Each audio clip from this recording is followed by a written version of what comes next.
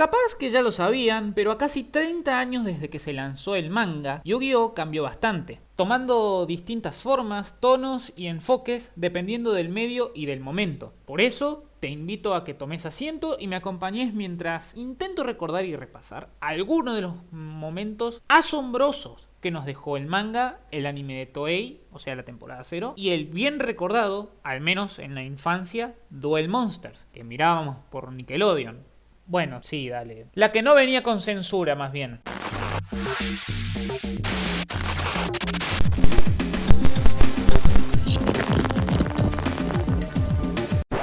¿Cómo que no saben qué es Yu-Gi-Oh? Ok, un repaso rápido. Yu-Gi-Oh, que significa rey de los juegos en japonés, es una franquicia muy popular, ampliamente conocida por las diferentes series y el juego de cartas coleccionables. Si bien hay muchísimo que podría decir sobre el TCG, nos vamos a enfocar principalmente en el manga, la temporada 0 y Duel Monsters. La mayoría de la gente que haya visto Yu-Gi-Oh seguramente se acuerde de Duel Monsters. Obviamente, aquel anime catapultó la franquicia a la fama internacional. Ah, sí, también, no nos olvidemos. ¡Spoilers!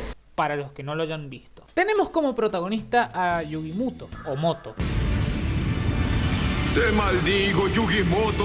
¡A ti y a tus Kuribos! Un pibe de 16 años que al resolver el rompecabezas milenario libera el espíritu de un faraón. Junto a su contraparte oscura y confiada, enfrentará numerosos desafíos a través de ¡juegos de azar y mujerzuelas! Sí, antes de los duelos había juegos de azar. Por eso, rey de los juegos.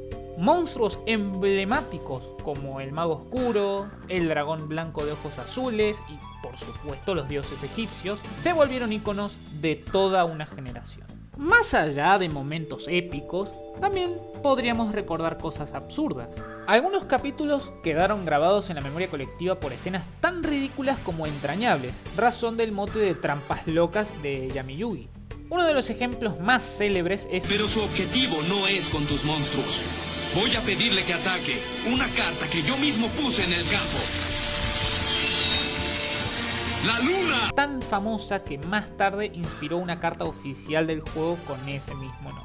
La serie tuvo un enorme éxito global y tuvo 5 temporadas entre 2000 y 2004, 2002 y 2006 para el doblaje. Desde entonces, la franquicia tuvo secuelas, spin-offs y nuevas generaciones de duelistas, pero Duel Monsters sigue siendo, para muchos, el corazón nostálgico. ¿Se acuerdan de Tetsu Ushio o Trudge en el doblaje de 5Ds? En el primer capítulo del manga y de la temporada 0 era un matón, un monitor de pasillo que le dio una paliza a Katsuya Yonouchi, o sea, Joey Willett, y Hiroto Honda, Tristan Taylor, los bullies de Yugi, quienes al final del capítulo serían sus amigos. Bueno, Tristan todavía no, pero eso ya es otra historia. Ushio le pidió 200.000 yenes, que son como un poquito más de $1.800 de la época, como tarifa de guardaespaldas. A la noche, Yugi completa el rompecabezas milenario. El espíritu del faraón tomaría posesión por primera vez y logra reunirse con él. Llevaría el doble de guita y lo desafió a un juego de las sombras. El juego consiste en colocar la plata sobre la mano abierta y clavar con un cuchillo la mayor cantidad de billetes sin apuñalarse. Ushio intentó fakear a Yugi cuando se dio cuenta de que no podía ganar, así que el faraón le impuso una penalización de juego, que le hizo ver dinero flotando, y a la mañana siguiente aparece en la escuela jugando con hojas y basura creyendo que es plata. En la versión de Toei es bastante diferente. El juego ocurre en el techo abovedado del colegio. Deben subir y bajar usando una soga atada a la cintura y enrollada alrededor de una viga como polea improvisada. Usando un mazo de póker deben sacar una carta. Lo que salga es la cantidad de pasos que deben dar para subir. El primero en llegar a la cima gana. Yami gana, lo que enfurece a Ushio, quien corta la soga dejándolo caer desde la altura de un cuarto piso, ponele. Pero Yami clava la punta del rompecabezas en la pared y se cuelga con una sola mano deteniendo su caída.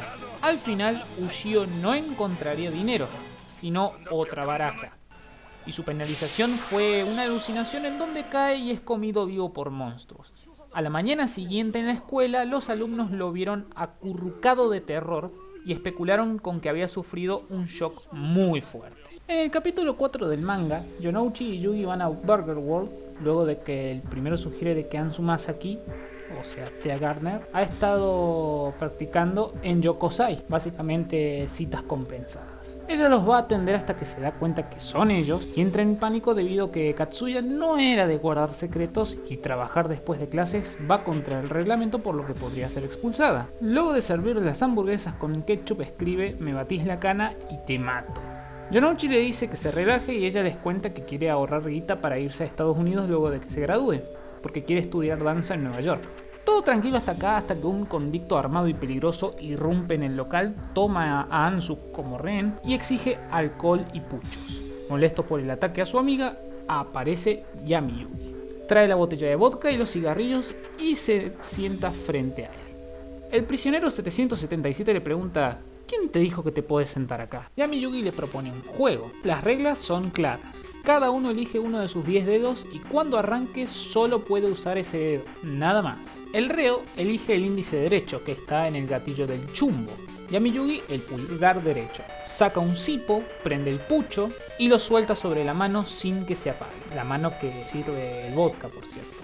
El convicto se quedó quieto y se rebalsó hasta derramarse. Le explica que el retroceso hará caer el encendedor. Y ahí se dio cuenta que está hasta las manos y el más mínimo movimiento podría convertirse en una bola de fuego. Yami Yugi, sin perder la calma, escolta a Ansu fuera del local. 777 eventualmente deja caer el cigarrillo y se prende fuego porque el vodka ruso es 90% etanol. En el capítulo 2 del anime de Toei, sí, esta adaptación se salta varios capítulos del manga, el prisionero acá es conocido como Jiro el Yorogumo, que sería una araña mitológica que puede transformarse en una hermosa mujer, aunque también se puede referir a la araña Yoro, Triconéfila clavata, y rompe las reglas.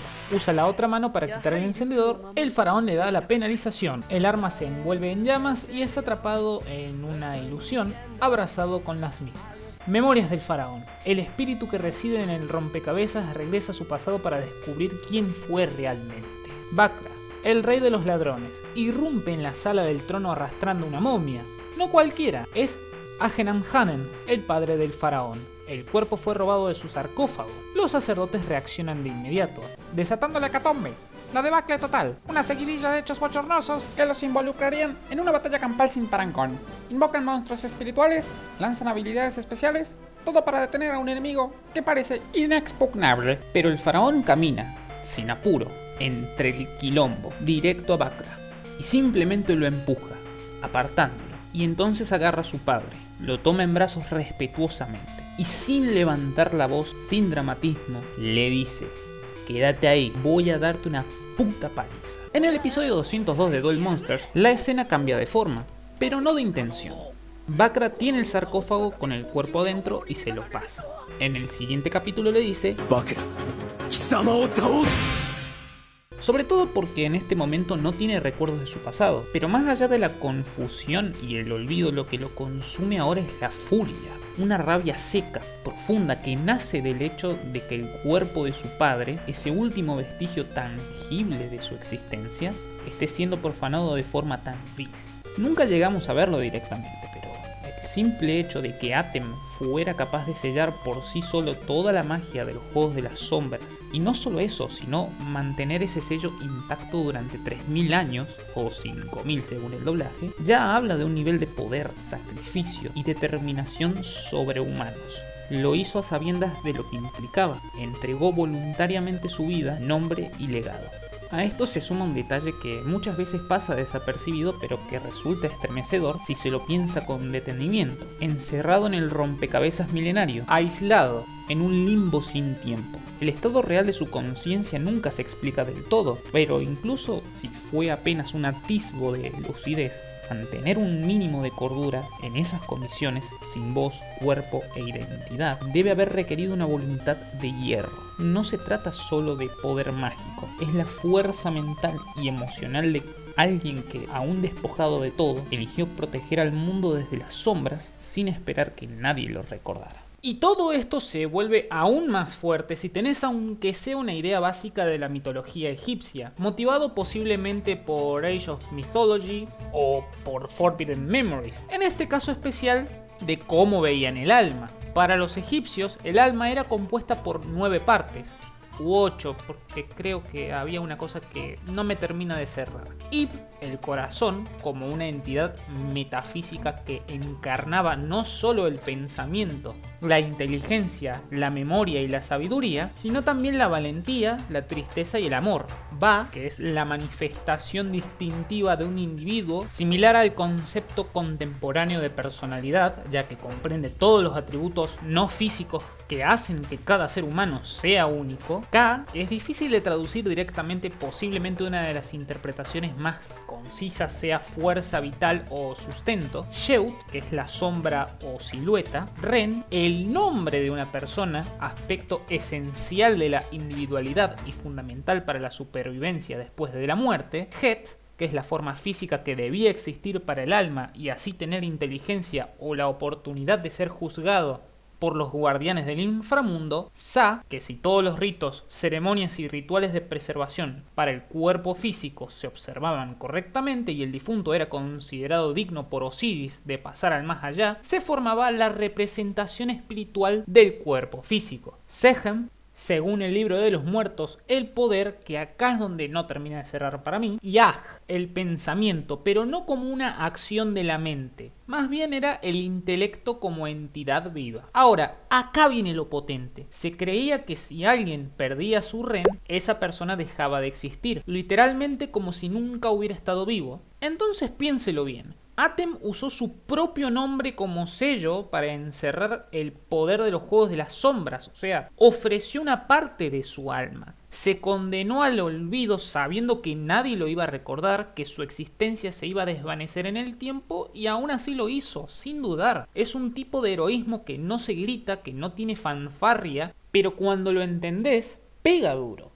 Y después tenés su historial de victorias y derrotas en general, especialmente del manga. En el reino de los duelistas y Ciudad Batallas es quien hace la mayor parte del trabajo pesado para ganar. Ya yendo más a Duel Monsters en general, tenemos el final del primer capítulo. Probablemente una de las escenas más emblemáticas de toda la franquicia sea... El corazón de las cartas me está haciendo sacar un Exodia de mi bolsillo. No puedo evitarlo. Bueno, no exactamente así, pero Yami Yugi consigue invocar a Exodia y destruye a Kaiba y a sus 3 dragones blancos de ojos azules y un Charizard. Aunque en la versión original, y curiosamente en la versión estadounidense que salió para DVD sin censura, tanto el seiyuu como el actor de voz en inglés dicen lo siguiente.